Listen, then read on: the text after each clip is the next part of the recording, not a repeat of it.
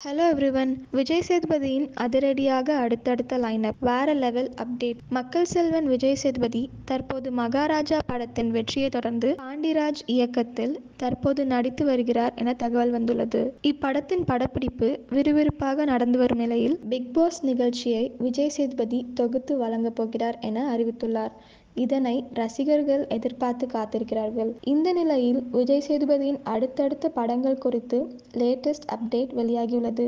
பாண்டிராஜ் படத்தை தொடர்ந்து பாலாஜி தரணிதரன் இயக்கத்தில் நடிக்க உள்ளாராம் விஜய் சேதுபதி.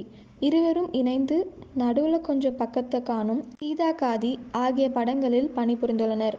இதன் பின் இன்று நேற்று நாளை, அயலான் ஆகிய படங்களை இயக்கி இயக்குனர் ரவிக்குமாருடன் கைகோர்க்கிறாராம். மேலும் இயக்குனர்கள் கார்த்திக் சுப்ராஜ் மீண்டும் மகாராஜா இயக்குனர் நித்திலனுடன் இணைகிறாராம் விஜய் சேதுபதி.